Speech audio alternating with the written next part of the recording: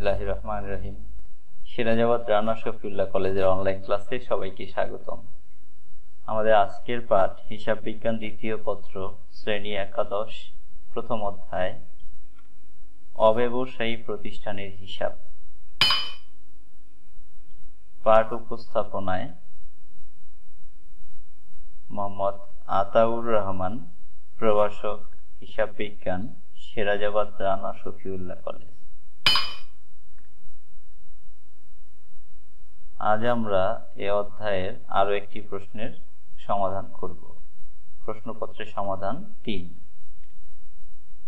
প্রশ্নপত্র 3, উত্তরা ক্লাব 2012 সালের 1 ডিসেম্বর তারিখে আয় ব্যয় হিসাব ও অন্যান্য তথ্যটি প্রদত্ত হল।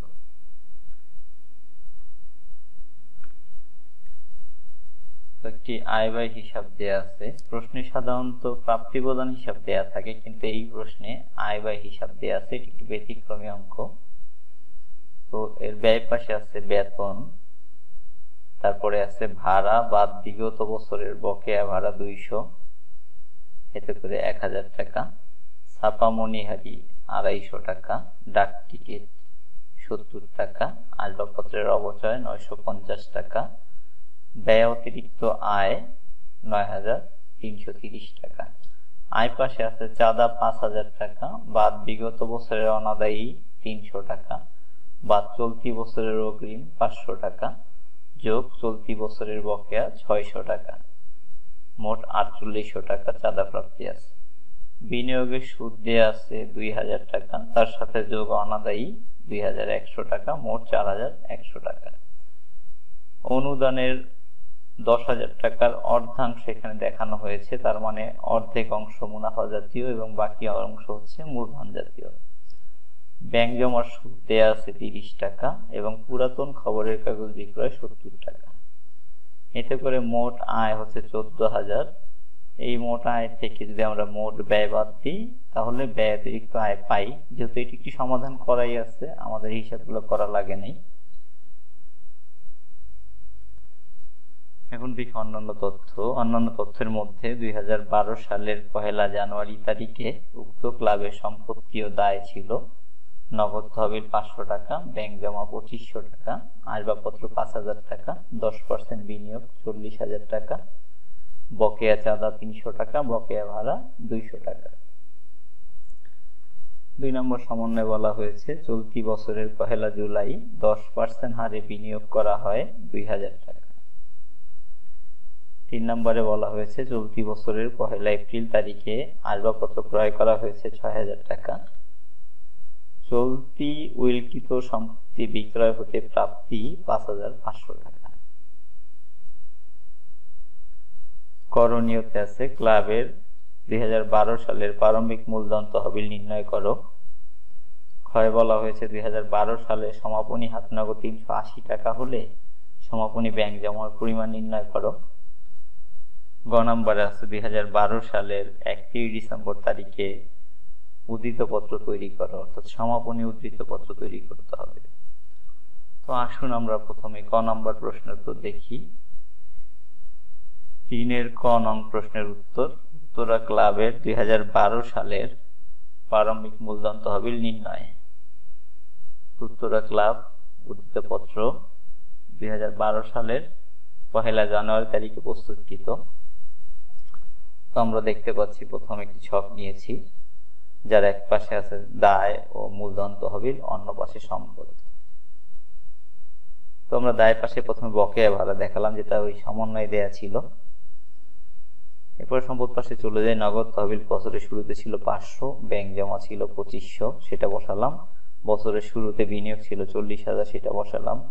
বছরের শুরুতে আসবাবপত্র ছিল 5000 টাকা, সেটা বসালাম। আর বছরের শুরুতে অর্থাৎ বিগত বছরের বকেয়া চাঁদা ছিল 300 টাকা, সেটা বসালাম। এতে করে আমরা মোট সম্পদ পাইলাম 48,300। এখান থেকে যদি আমরা 200 টাকার দায় বাদ দেই তাহলে 48,100 টাকা মূলধন তহবিল হয়। মূলধন তহবিল হচ্ছে মোট সম্পদ ও দায়ের পার্থক্য থেকে বের করতে হয়। এখন আমরা খ নম্বর প্রশ্ন উত্তর দেখি। তিনের খ নং প্রশ্নের উত্তর, উত্তরা ক্লাবের 2012 সালের 31 ডিসেম্বর তারিখের প্রাপ্তি প্রদান হিসাব তৈরি করা হলো।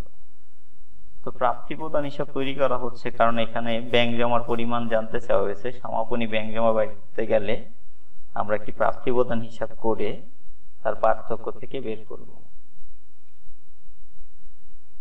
উত্তরা ক্লাব প্রাপ্তি প্রদান হিসাব 2012 সালের 31 ডিসেম্বর তারিখে সমাপ্ত বছরের জন্য।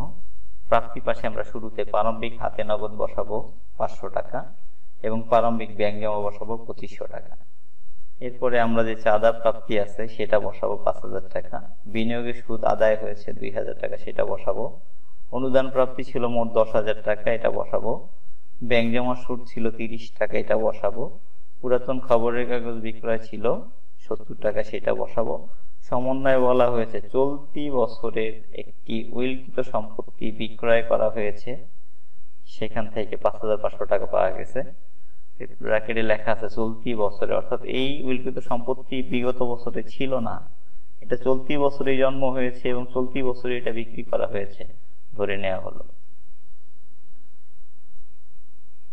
এবার আমরা প্রধান পাশে চলে যাই। বেতন আছে 2400, ভাড়া আছে 1200 টাকা, ছাপা মণিহারি 250 টাকা, ডাক টিকিট 70 টাকা। 1 জুলাই তারিখে একটি বিনিয়োগ করা হয়েছে, অর্থাৎ বিনিয়োগ ক্রয় করা হয়েছে 2000 টাকা, প্রধান পাশে দেখাইতে হবে।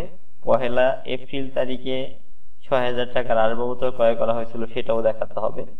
এবং বছর শেষে হাতে নগদ ছিল 380 টাকা, সেটা দেখাতে হবে।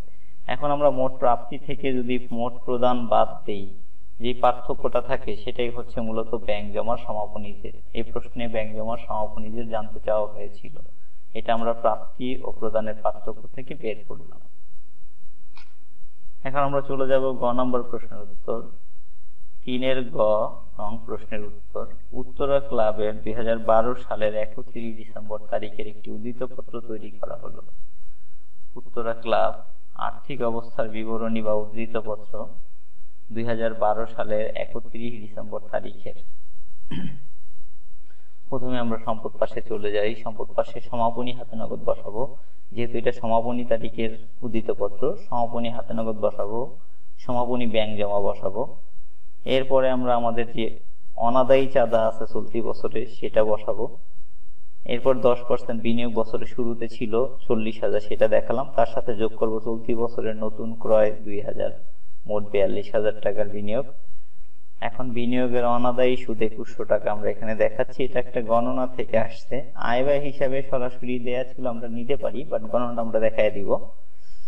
আসবাবপত্র ছিল বছরের শুরুতে 5000, তার সাথে যোগ করব ক্রয় 6000, মোট 11,000 থেকে বাদ দিব পঞ্জীভূত অবচয়, যেটা আয় ব্যয় হিসাবে দেয়া ছিল 950 টাকা, বাদ দিলে 10,050 টাকা। এতে করে আমাদের মোট সম্পদ হয় 68,430 টাকা। এবার আমরা চলে যাব দায় ও মূলধন তহবিল পাশে। প্রথমে প্রারম্ভিক মূলধন তহবিল 48,100, এটা আমরা ক নং প্রশ্ন উত্তর থেকে পেয়েছি।